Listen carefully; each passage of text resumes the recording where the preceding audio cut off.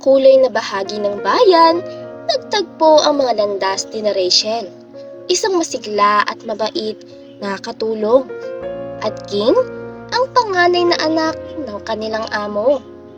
Sa unang pagkakataon na magkasama sila, tila may kakaibang pagsasangkot sa isa't isa na nagsimula ng damhin ni King ang kabaitan at pag-aalaga ni Rachel. Sa paglipas ng mga araw, lumalim ang kanilang pagkakakilala sa isa't isa. Natuklasan ni King ang mga pangarap at aspirasyon ni Rachel. Samantalang itinuturo naman ni Rachel sa kanya ang halaga ng masusing pagtatrabaho at respeto sa kapwa.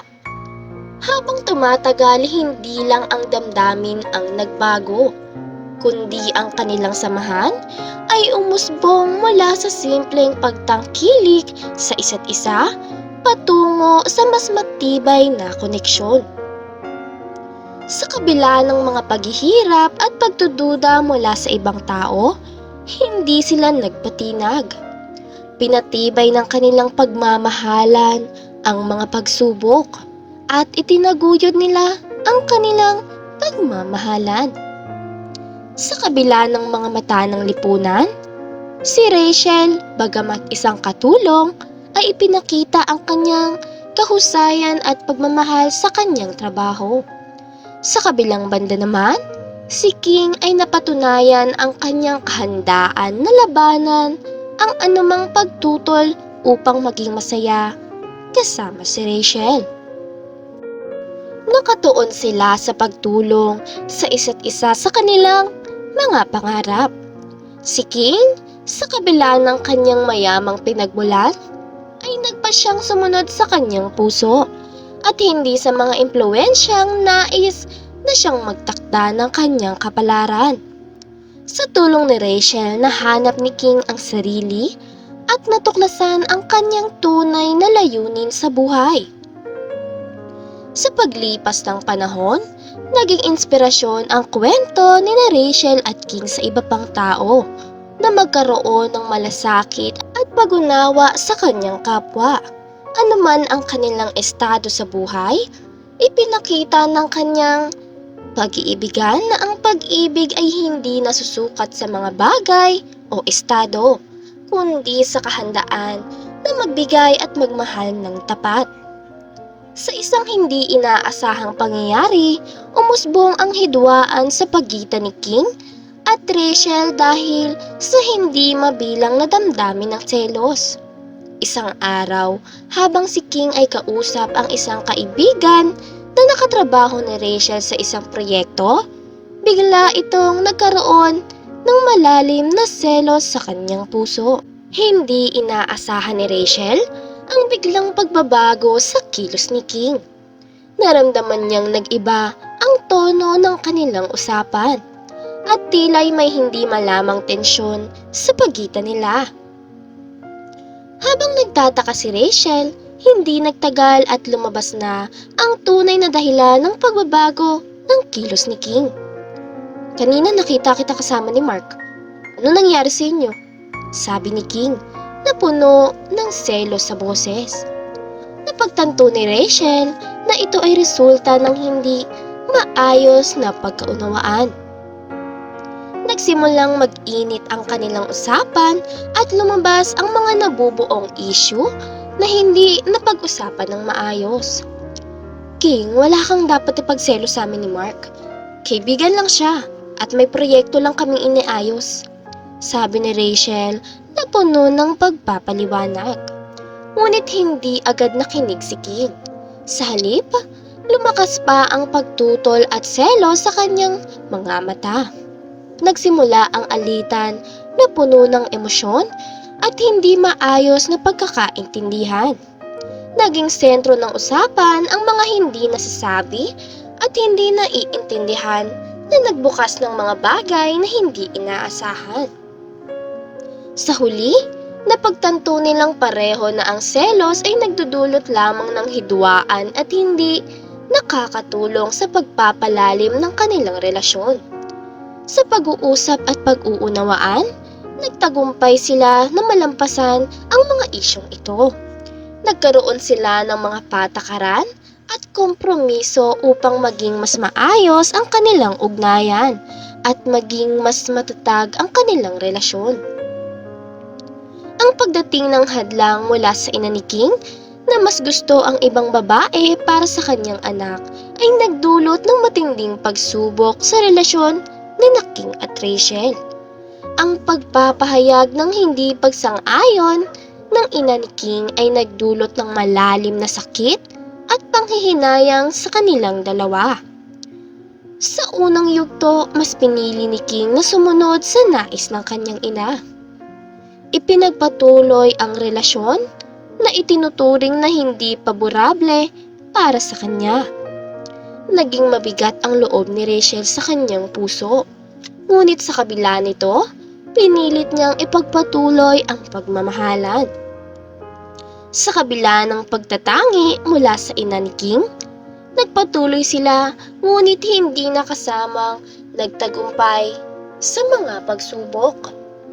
Sa paglipas ng panahon, nagsimula nang maramdaman ni King ang kakulangan sa kanyang puso dahil sa hindi pagiging tapat sa kanyang damdamin. Nagsimula rin siyang mapagtanto ang kahalagahan ng kanyang sariling kaligayahan at hindi maaaring itakda ng ibang tao kahit pa ang kanyang sariling ina. Nagdesisyon si King na harapin ang kanyang ina at iparating ang kanyang sariling pangangailangan at kasiyahan. Isinigaw niya ang kanyang nararamdaman kay Rachel at ipinagtanggol ang kanilang relasyon. Mahalaga sa akin si Rachel, ma. Siyang nagbibigay ng kasiyahan at kahulugan sa buhay ko. Hindi ko kayang maging malungkot at mawalay sa kanya. Pahayag ni King na puno ng determinasyon. Nagtagumpay si King sa pagpapahayag ng kanyang damdamin at sa kalaunan, natanggap din ito ng kanyang ina. Na-realize ng kanyang ina na ang kaligayahan ng kanyang anak ay mahalaga at hindi maaaring itakda ng iba pang tao. Nang magkaisa, sinuportahan nila si King at Rachel sa kanilang pagmamahalan.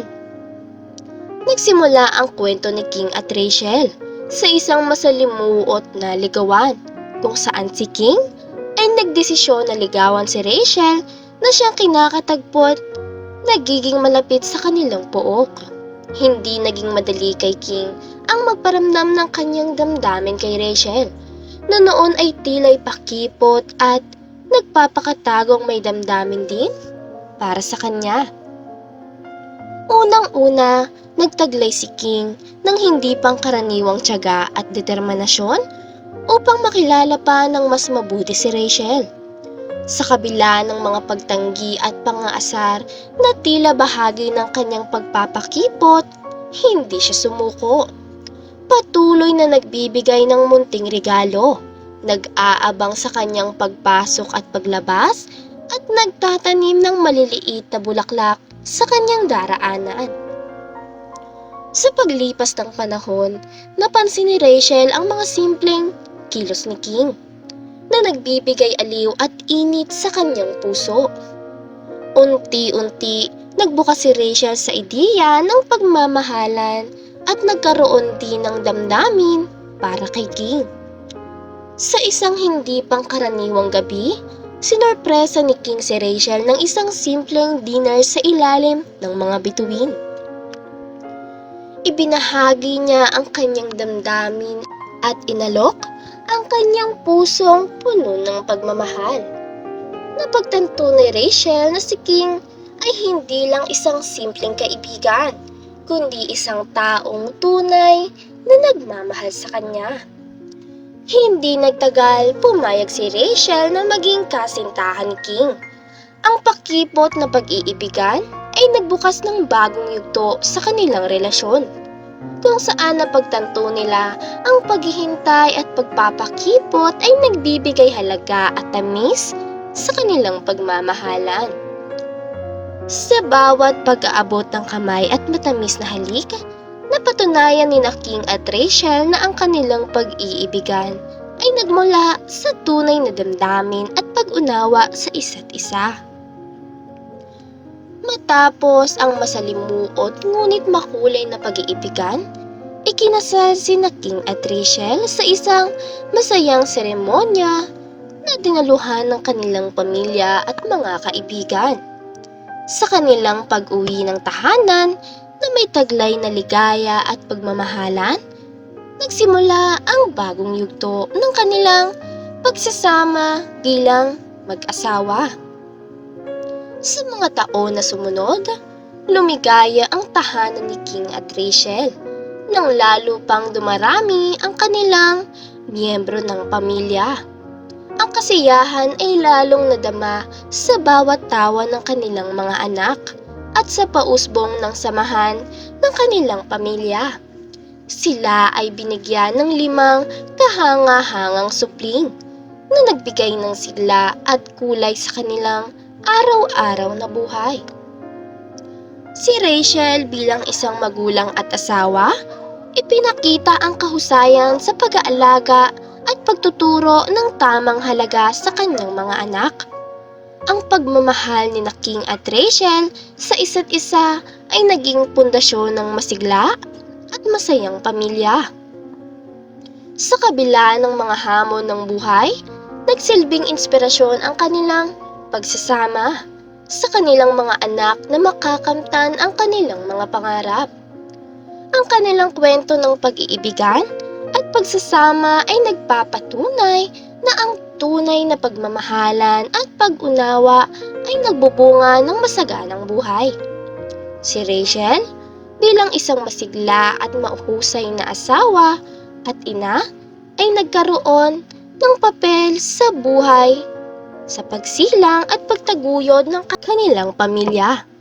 Sa kanilang pagsasama, nahanap nila ang tunay na kahulugan ng pagmamahal at tagumpay sa buhay.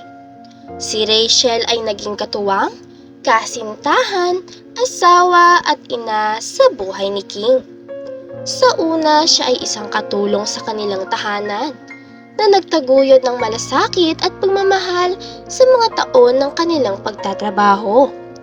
Ngunit sa paglipas ng panahon, ang kanilang relasyon ay nagbukas ng bagong yugto, kung saan si Rachel ay naging sentro ng pagmamahal at pagkakakilanlan ni King.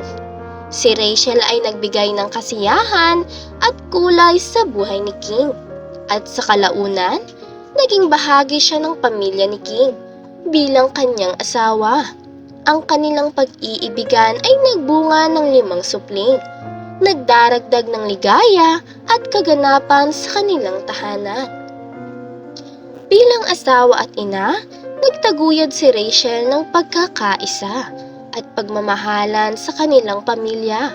Ang kanyang pagiging mapagmahal at maalalahanin ay nagbigay inspirasyon sa kanilang mga anak na lumaki sa isang masigla at masayang pamilyang binubuo ng pagmamahal at pagtutulungan. Sa paglalakbay na ito, nahanap ni Rachel at King ang kahulugan ng tunay na pagmamahal. Hindi lang sa isa't isa, kundi maging sa buhay na kanilang ibinahagi.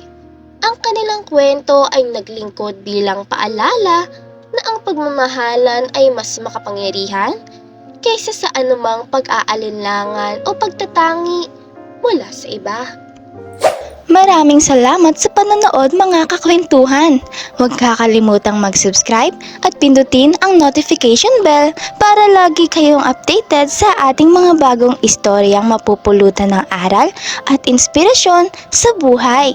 Hanggang sa susunod nating istorya mga kakwentuhan.